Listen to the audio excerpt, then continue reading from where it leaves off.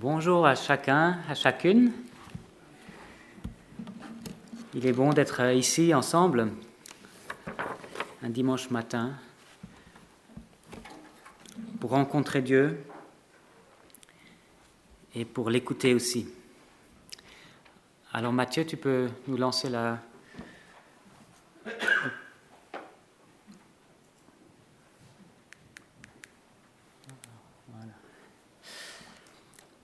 La question que beaucoup se sont déjà posées et que continuellement des gens se posent, c'est est-ce qu'on peut savoir que Dieu existe ? Et je crois même que c'est une question, à un moment donné, chacun dans la vie, il se pose cette question, mais est-ce qu'il y a un Dieu ? Est-ce que c'est possible d'avoir une réponse claire à cette question ? Le texte que nous lisons, c'est la suite de la prédication du dimanche dernier. C'est dans Romains au chapitre 1, les versets 18 à 25. Si vous voulez suivre avec moi, vous pouvez ouvrir vos Bibles dans l'épître de Paul aux Romains, le chapitre 1, les versets 18 à 25. La colère de Dieu se révèle du ciel contre toute impiété et toute injustice des hommes qui, par leur injustice, tiennent la vérité prisonnière. Car ce qu'on peut connaître de Dieu est évident pour eux, puisque Dieu le leur a fait connaître. En effet, les perfections invisibles de Dieu, sa puissance éternelle et sa divinité se voient depuis la création du monde. Elles se comprennent par ce qu'il a fait. Ils sont donc inexcusables, puisque tout en connaissant Dieu, ils ne lui ont pas donné la gloire qu'il méritait en tant que Dieu, et ils ne lui ont pas montré de reconnaissance. Au contraire, ils se sont égarés dans leur raisonnement, et leur cœur sans intelligence a été plongé dans les ténèbres. Ils se vantent d'être sages, mais ils sont devenus fous. Ils ont remplacé la gloire du Dieu incorruptible par des images qui représentent l'homme corruptible, des oiseaux, des quadrupèdes et des reptiles.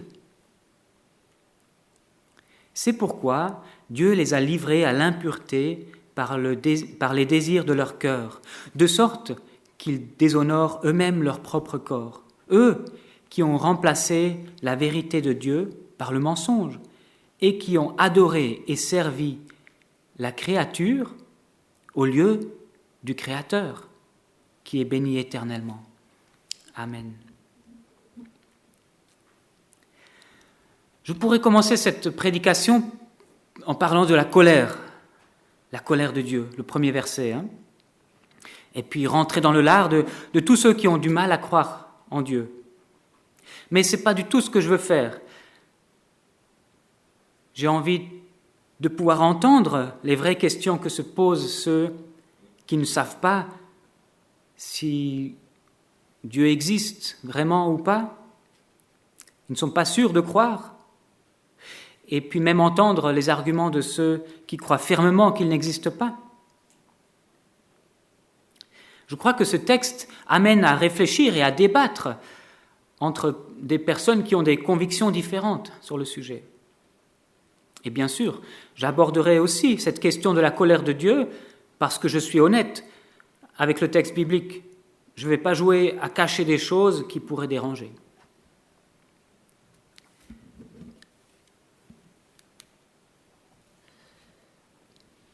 Dans ce texte, on lit que Dieu a laissé des indices pour connaître la vérité, pour le connaître lui.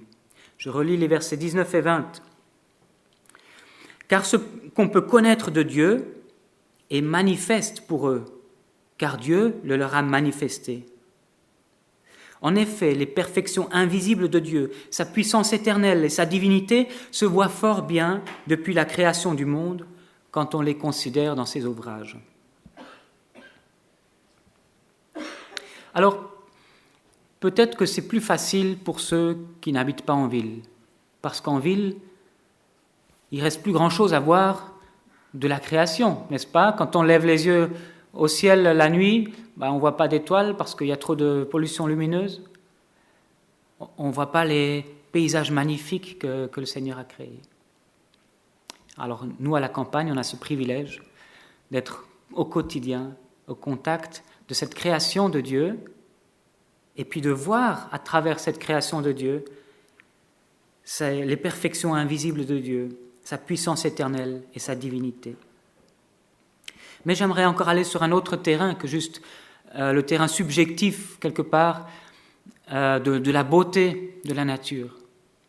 J'aimerais aller sur le terrain de la science et réfléchir qu'est-ce que la science peut nous apporter comme argument. D'entrée de jeu, j'aimerais dire qu'on ne peut pas prouver que Dieu existe comme on pourrait prouver que ce meuble existe ou cette chaise existe, n'est-ce pas? Et d'ailleurs, c'est plutôt une bonne chose, parce que si Dieu pouvait se prouver comme on prouve n'importe quel autre élément de notre monde, ça signifierait qu'il n'y a pas beaucoup de distinction entre le monde qu'il a créé et le Créateur lui-même. La distinction entre le Créateur et le monde créé est une caractéristique importante de Dieu. Donc c'est vrai, on ne peut pas prouver l'existence de Dieu. On ne peut pas non plus prouver le contraire, l'inexistence de Dieu. Mais il y a des indices. Il y a des indices comme des empreintes que Dieu a laissées. Ce n'est pas parce que Dieu est invisible que nous ne voyons pas les manifestations de ses actions. Ces indices, ce sont les éléments que Dieu nous a révélés pour qu'on puisse le découvrir et le chercher. Alors il y a un livre qui est sorti tout récemment, je crois au mois d'octobre ou novembre. Dieu, la science, l'épreuve, avec comme sous-titre L'aube d'une révolution. Michel-Yves Bolloré et Olivier Bonassi, qui ont écrit ce livre, ont déjà été interviewés dans tous les grands médias. J'ai notamment regardé une interview,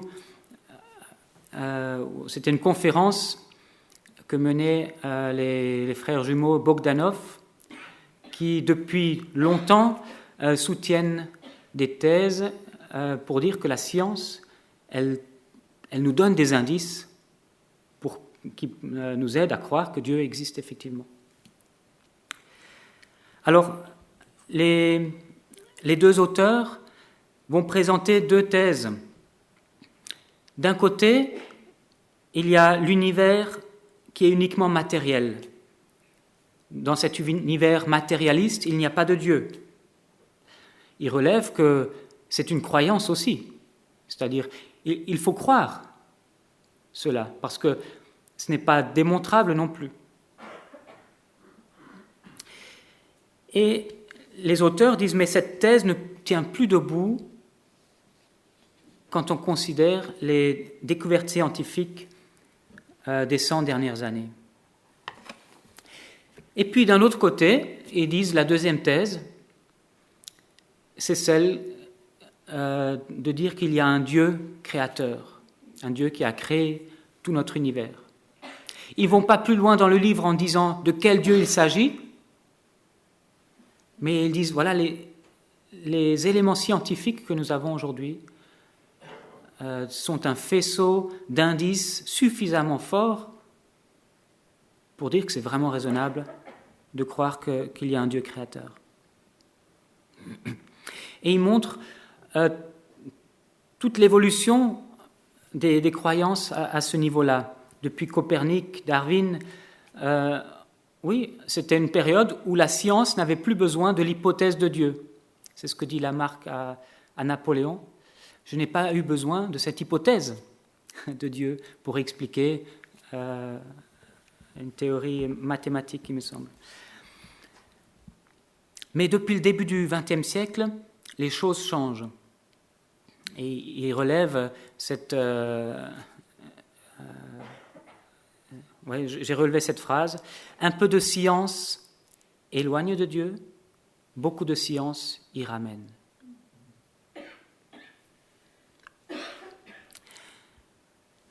Alors, dans la thèse matérialiste, il n'y a pas de début, pas de fin. C'est un univers qui ne commence pas, parce que si on a un début, on a une cause qui a provoqué ce début. Donc, dans la conception matérialiste, et de tout temps, les idéologies qui ont soutenu ça, par exemple l'idéologie marxiste, ils ont affirmé qu'il n'y a pas de début à l'univers. Ça, c'est un des éléments qui est soutenu par la thèse matérialiste. Ensuite, ils vont dire l'univers, il est aussi infini. Il est éternel dans le temps, mais il est aussi infini dans l'espace. Et puis, il est stable. Et ces choses-là, la science aujourd'hui, elle dit le contraire. La science dit qu'il y a un début absolu au temps et à l'espace et à la matière. Et donc, avant ça, il doit y avoir une cause qui n'est non temporelle, non matérielle, non spatiale, qui fait émerger tout l'univers temporel, spatial, matériel.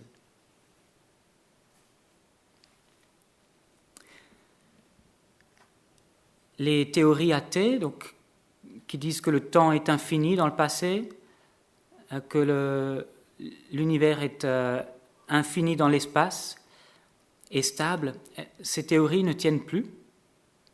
La science a dit le contraire. L'idée, par exemple, du temps passé, infini, a été balayée par la loi de la thermodynamique. C'est une loi qui dit qu'il y a conservation de l'énergie. Merci beaucoup.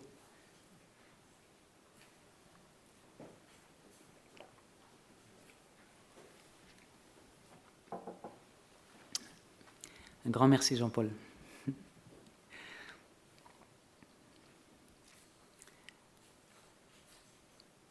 Voilà, la loi de la thermodynamique dit que tout se conserve. Toute l'énergie se conserve. Donc, et un deuxième élément, elle dit que le désordre dans un espace grandit toujours. C'est-à-dire qu'on va de l'ordre vers le désordre et jamais dans l'autre sens. Et imaginez un univers qui devienne le lieu où toute la vie puisse exister, c'est un univers qui fonctionne dans l'autre sens. D'un désordre se crée l'ordre. Et ça ne fonctionne pas.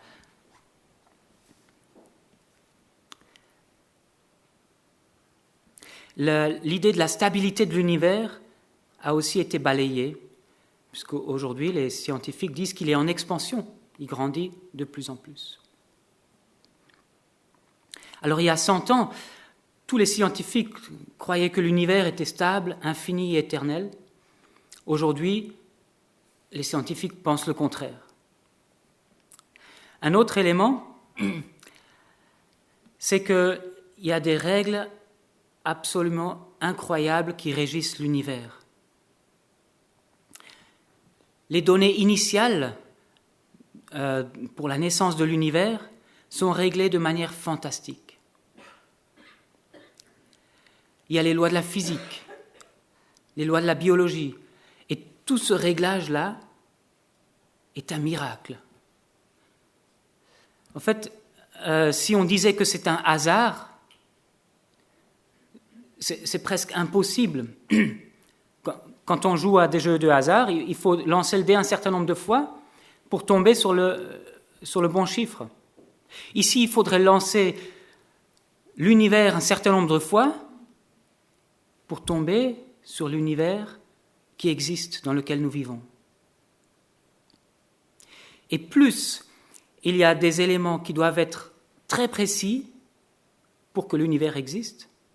Plus, il faudrait lancer le dé, lancer l'univers pour qu'il puisse exister. Et on arrive à des proportions absolument incroyables, impossibles de se dire que l'univers, soit qu'il y ait des univers parallèles suffisants pour qu'il y en ait au moins un où la vie émerge, ou alors qu'il y ait eu des essais spontanés suffisamment nombreux pour qu'il y en ait un où la vie existe.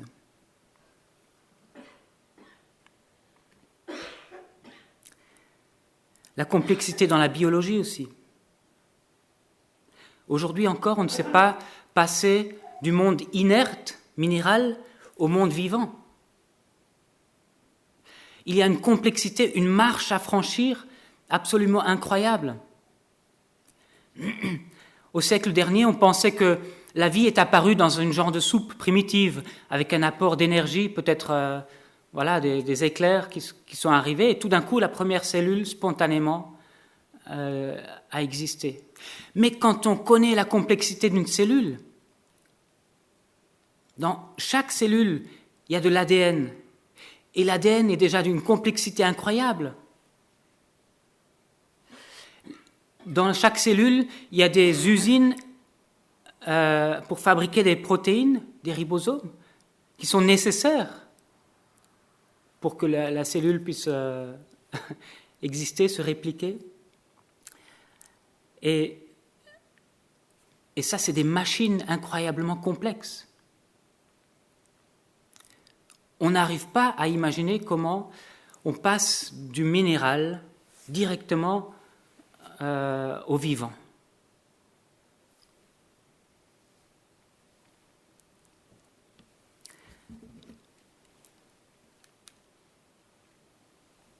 Donc les arguments matérialistes aujourd'hui ne tiennent plus. On peut presque plus imaginer un univers qui n'est pas quelque part, on peut l'appeler comme on veut, un esprit créateur derrière. Quelqu'un qui l'a voulu, quelqu'un qui l'a initié. Ce qui est beaucoup plus raisonnable, c'est d'imaginer, vu le réglage incroyable, vu que l'univers a un début, qu'il y a un esprit intelligent à l'origine de tout ça. Donc la science ne démontre pas l'existence de Dieu, mais elle apporte des preuves convergentes, indépendantes dans différents domaines et rationnelles, pour dire qu'il est tout à fait raisonnable de croire en un Dieu créateur.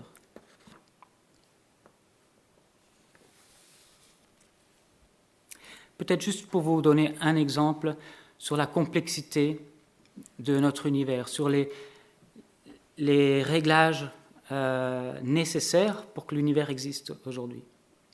Il a été calculé que la vitesse de l'expansion de l'univers, ce n'est pas quelque chose qui nous concerne tous les jours, hein, mais la vitesse de l'expansion de la lumière, c'est un long chiffre à virgule, et si la 15e décimale avait été différente de 1 en supérieur ou 1 inférieur, l'univers n'existerait pas. Et ça, ce n'est qu'un chiffre parmi des dizaines de chiffres qui doivent absolument être comme ils sont aujourd'hui pour que l'univers existe. La vitesse de la lumière et d'autres. D'autres chiffres que vous avez appris en physique. Donc, les deux auteurs du livre disent qu'on est aujourd'hui à une période de grand retournement.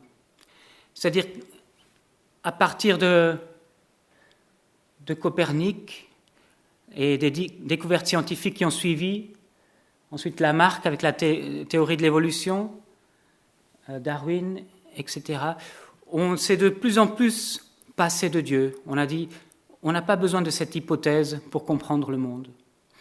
Mais depuis le XXe siècle, avec les découvertes en physique, en biologie, en mécanique quantique et autres, on se rend compte que ce raisonnement ne tient plus. Certes, pour l'instant, cette idée qu'il y a forcément besoin d'un créateur, elle n'est pas encore popularisée. Mais je peux vous dire que le livre qu'ils ont écrit fait grand bruit. Hein, et ils sont invités partout parce que ça intrigue tout le monde. On ne répond pas comme ça facilement en trouvant des arguments pour dire non, ça ne tient pas debout, quoi.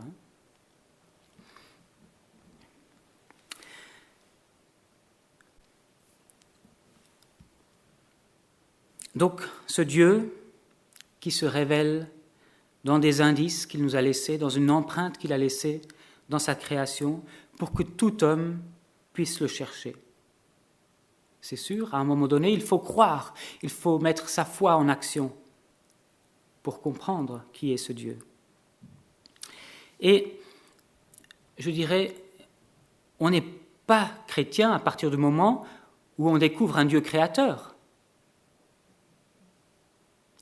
Les auteurs de ce livre ne disent pas s'ils sont chrétiens ou pas. Ce n'est pas le sujet de leur livre. Mais s'ils croient juste qu'il y a un Dieu créateur, sans forcément que ce soit celui de la Bible, ça ne fait pas d'eux des chrétiens encore. On ne peut pas se contenter de la révélation naturelle, de la révélation dans la création, pour connaître Dieu et pour être en Christ.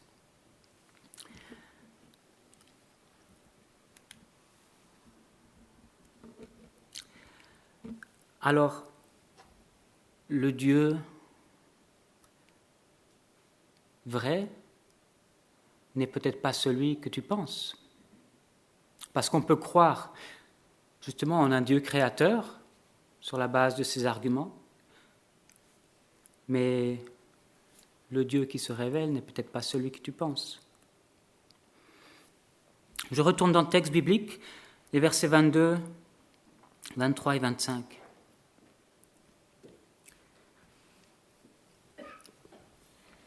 Ils se vantent d'être sages, mais ils sont devenus fous. Ils ont remplacé la gloire du Dieu incorruptible par des images qui représentent l'homme corruptible, des oiseaux, des quadrupèdes et des reptiles. Verset 25. Eux qui ont remplacé la vérité de Dieu par le mensonge et qui ont adoré et servi la créature au lieu du Créateur, qui est béni éternellement. Amen.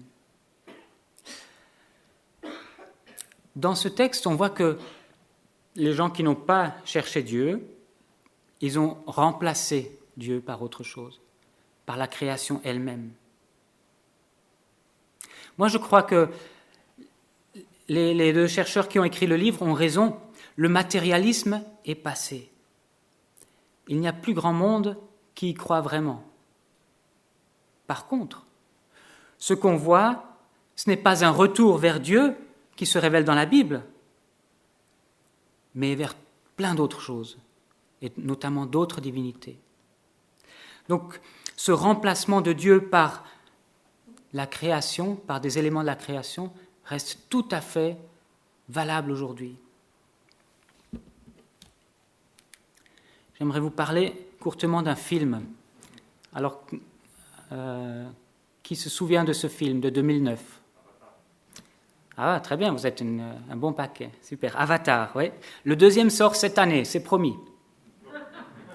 Le premier a coûté 237 millions de dollars et a rapporté 2,9 milliards de dollars. C'est un petit investissement par rapport à la rentabilité. Hein. C'est le film le plus rentable de tous les temps. Dans l'histoire, donc un film de science-fiction, dans l'histoire, il y a ce peuple, les Navis, qui habitent sur la planète Pandora en 2154. C'est des gens qui vivent une relation fusionnelle avec la nature. Ils pratiquent le néo-chamanisme, la guérison énergétique et sont adeptes d'une spiritualité centrée sur la mère divine.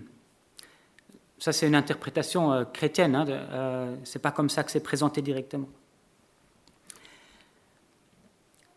Mais cette planète va être le théâtre d'un choc entre les êtres humains qui sont venus exploiter un minerai et ce peuple. Les humains viennent pourquoi ? Parce qu'ils ont des problèmes énergétiques sur la Terre. Ah, ça nous parle, ça. Le héros qui est terrien, Jack, il va s'allier avec ce peuple, les Navis, et il va s'approcher à un moment donné de l'arbre mémoire pour adresser une prière à Eiva, la nature. Et il prie Eiva de se dresser contre les envahisseurs en portant secours au peuple, les Navis. Alors, la copine de Jack, qui a entendu sa prière, elle vient vers lui et le corrige. Elle lui dit, tu sais, la nature, Eiva, ne prend pas parti dans une guerre, puisqu'elle n'a qu'un rôle de veiller à l'équilibre de la nature. C'est tout à fait juste. La nature, aussi notre nature, elle est indifférente au bien et au mal. Elle ne saurait pas prendre parti pour l'un ou pour l'autre. Elle n'a pas de caractère personnel ou moral. Mais voilà que dans le film, Eiva, donc la nature, sort de cette neutralité et participe à l'effort de guerre en mobilisant tous les animaux de la planète Pandora. Alors, qu'est-ce qu'on peut relever de ce film ? Tout d'abord, on voit un nouveau mythe quelque part, c'est celui de la nature qui est divinisée. On retrouve ça dans beaucoup de religions. Et dans ce cas-là, le divin, il est en nous et tout autour de nous.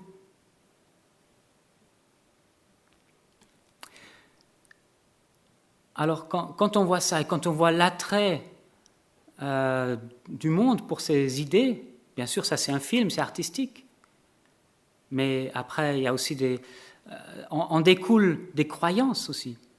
Quand on voit l'attrait du monde pour cela, on se dit que le matérialisme est effectivement dépassé. Nous sommes maintenant dans un siècle du néopaganisme, centré sur Mère Nature, qui donne le principe de vie à tous ceux qui se connectent à la nature.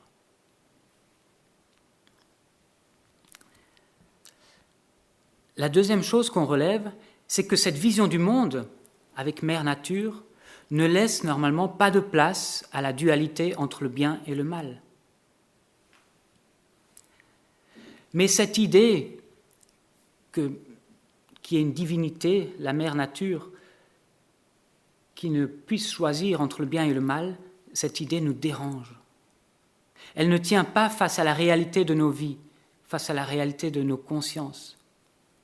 C'est pour ça que le film ne peut pas aller au bout de la logique néopaganiste et qu'à la fin, finalement, Mère Nature doit sortir de sa neutralité pour combattre le mal. Dans ce néopaganisme, il n'y a aucune espérance pour ceux qui voudraient que le mal disparaisse. Pour vous donner un exemple plus concret, plus proche de chez nous, c'est la sylvothérapie en forêt de Haguenau. Et je prends quelques extraits de ce site. Alors, l'image est explicite. Les gens qui viennent, on dirait qu'ils viennent prier, en touchant les arbres. La forêt en soi, c'est l'idée. La sylvothérapie peut se définir comme une pratique de soins naturels permettant d'apaiser le mental, d'améliorer le bien-être. Ah, tout le monde veut ça. Mais quand on regarde un peu plus loin, on n'est pas sûr de vouloir vraiment ça. C'est une méthode douce et méditative de connexion avec la nature. Elle repose sur une idée simple. Le contact avec les arbres peut apporter de meilleures sensations de bien-être psychopsychique. Comment ? Grâce à l'énergie transmise à notre organisme par les arbres. Les arbres sont considérés comme des êtres vivants ayant une âme, une grande intelligence et une très grande sensibilité. La forêt est un lieu sacré. C'est le paradis de la guérison. Dame Nature nous émerveille, aiguise notre curiosité, nous invite à la visiter. Elle œuvre en harmonie avec nous et notre capacité innée à guérir. Voilà donc les idées qui sont derrière. Ce n'est pas juste d'aller se promener et d'aller caresser les arbres. C'est vraiment, comme dans le film Avatar, c'est Mère Nature qui est la divinité à laquelle on se connecte.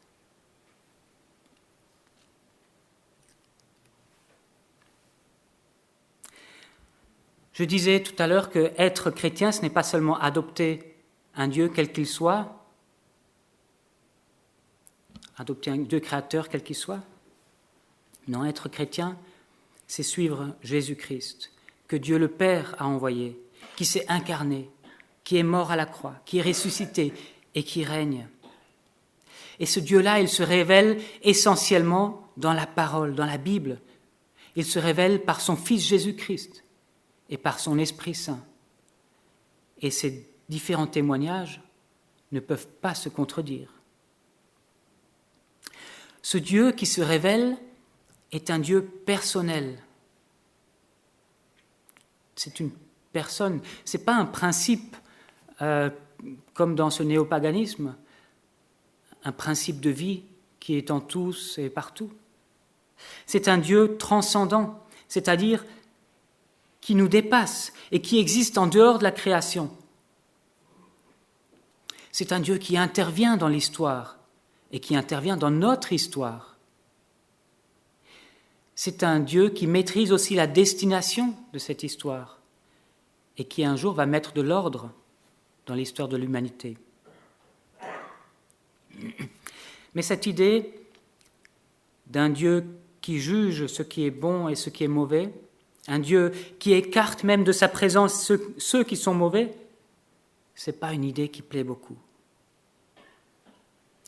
Je vous disais que je ne m'échapperai pas devant le thème de la colère de Dieu.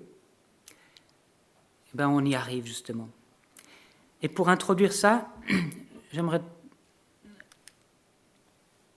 un Dieu en colère. Mathieu, est-ce que tu peux nous lancer une courte vidéo, s'il te plaît ?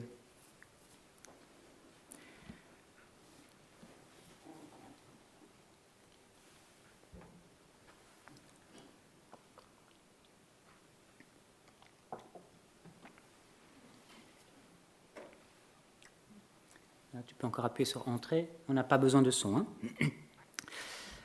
C'est une vidéo qui date de 2013. Vous allez voir un orang-outan qui se déplace dans une forêt dévastée de l'île de Bornéo. Hein, cet orang-outan cherche désespérément un refuge, tandis qu'un bulldozer détruit son habitat.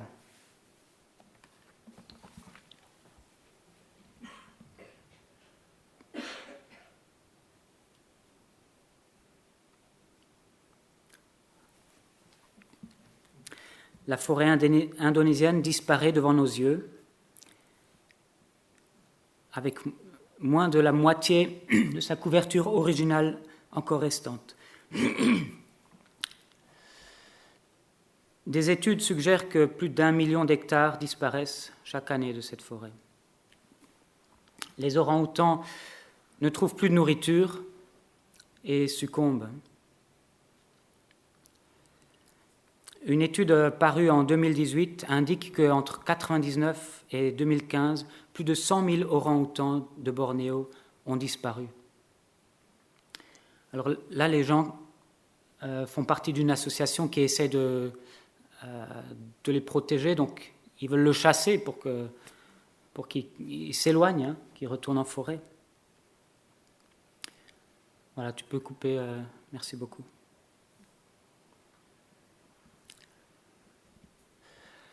Moi, quand je vois ça, quand je vois la bêtise de l'être humain qui prend des bulldozers pour aller raser les forêts, où il y a tellement de belles choses de la création de Dieu, quand je vois ça, moi, ça me met en colère.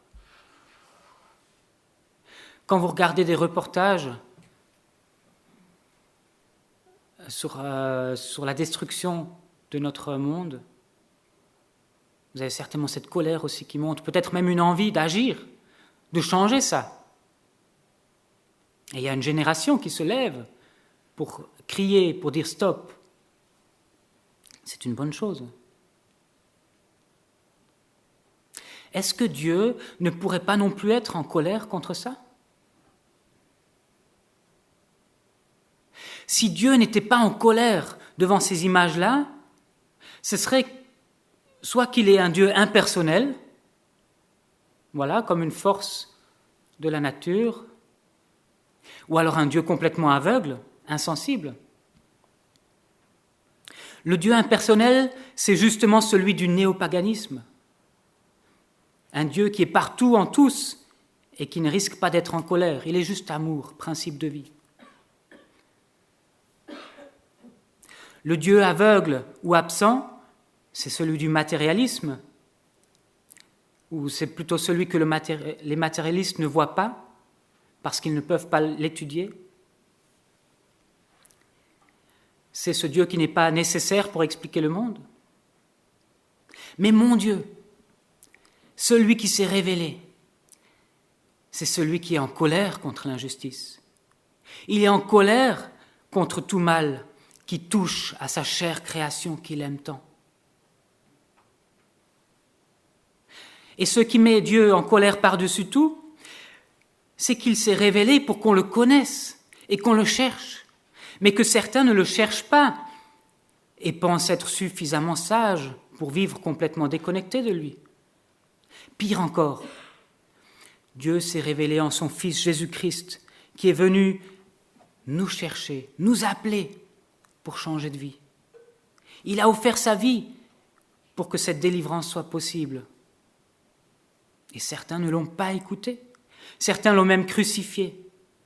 Et aujourd'hui, certains crachent sur la grâce qu'il veut offrir. Alors, est-ce que ces personnes ne méritent pas la colère de Dieu?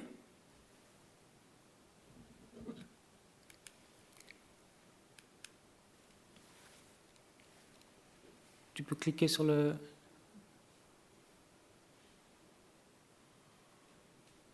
Merci beaucoup. Il y a plusieurs manières de cracher sur la gloire de Dieu, de cracher sur la révélation de sa grâce. Tout d'abord en disant que Dieu n'est pas nécessaire. Celui qui dit que Dieu ne jugera personne parce que de toute manière, il va sauver tout le monde. Celui-là dit que la grâce de Dieu n'est pas nécessaire. Un Dieu qui sauve tout le monde, de toute façon, non, il crache sur la grâce de Dieu. Une autre manière de cracher sur la grâce de Dieu, c'est en disant qu'elle n'est pas efficace. Celui qui dit que de toute manière, l'offre de grâce de Dieu ne change rien dans ce monde, il dit que ce n'est pas efficace. Un autre qui crache sur la grâce de Dieu, il dit que cette grâce est sans valeur. On peut s'essuyer dedans comme dans du papier hygiénique, en vivant volontairement dans le péché. Elle est sans valeur, cette grâce de Dieu. Et puis, il y en a d'autres qui disent qu'elle est de trop grande valeur. Celui qui dit qu'il n'y aura jamais droit à la grâce de Dieu, vu ce qu'il a fait. Finalement, c'est quelqu'un qui cherche une excuse, qui veut gagner par soi-même le salut.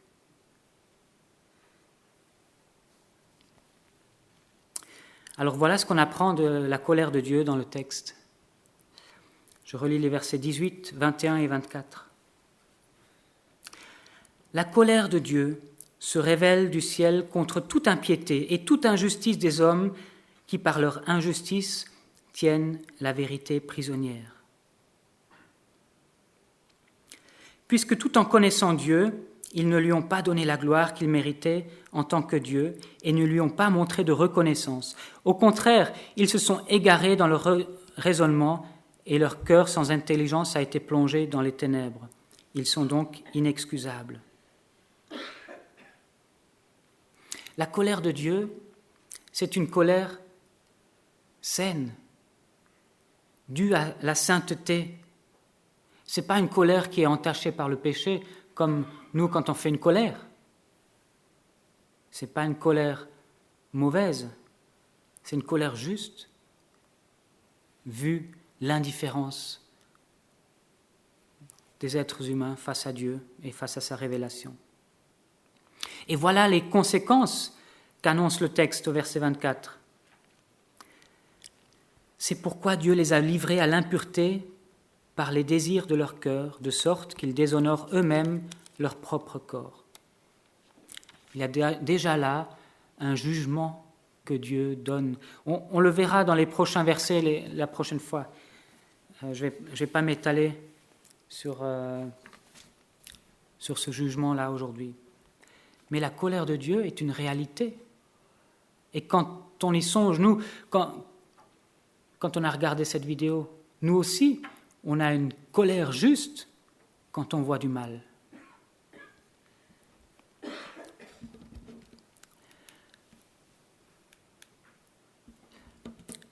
Je veux terminer avec quelques applications que nous pouvons emmener avec nous. Dieu nous laisse des indices qu'il existe et qu'il est raisonnable de croire qu'il existe. Alors, peut-être que vous pouvez partager ces indices. Pour ça, c'est sûr, il faut se renseigner un petit peu. Le livre que je vous ai montré est certainement un très bon livre à lire si vous avez envie d'être équipé pour répondre ou pour discuter avec des gens. L'idée, ce n'est pas de toujours avoir raison quand on discute avec des gens athées, mais d'avoir des arguments pour répondre, pour susciter les questions, pour déblayer les obstacles. Parce que ce n'est pas ces arguments-là qui vont donner la foi. La foi, c'est un don de Dieu. Et c'est la foi qui doit faire son œuvre au final. Mais souvent, il y a des obstacles avant. Ce qu'on a appris au lycée, en cours de bio, dans d'autres cours. Et on se dit c'est incompatible avec un Dieu créateur. Si on y réfléchit, si on cherche un peu, ces obstacles peuvent tomber et vous pouvez aider d'autres personnes à faire tomber ces obstacles et à devenir des chercheurs de Dieu. Le deuxième élément d'application, je ne remplace pas Dieu par la nature. Ça, c'est la grande tendance aujourd'hui. C'est là où nous devons être, nous, vigilants, pour nous-mêmes, pour notre foi. Il est nécessaire de détecter et de résister contre les idées qui transformeraient Dieu, ce Dieu qui s'est révélé, et qui en ferait un autre Dieu, peut-être plus sympa, plus compatible avec l'air du temps. Nous ne devons pas adopter de Dieu étranger. Alors par exemple, lorsque je regarde des films, il est intéressant de ne pas tout avaler avec toutes les idées qui vont avec, mais d'en faire une relecture critique, une analyse par rapport à l'Évangile. Moi, j'ai aussi envie de voir Avatar 2, mais j'ai aussi envie de pouvoir analyser et dire « Ah oui, ça, c'était des bonnes idées, c'est vrai, mais ça, je vois d'où ça vient. Je vois que ça vient du néopaganisme. »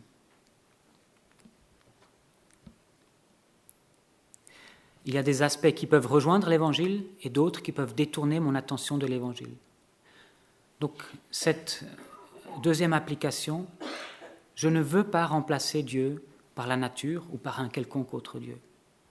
Et puis, comme troisième application, soyez honnête en parlant de la colère de Dieu.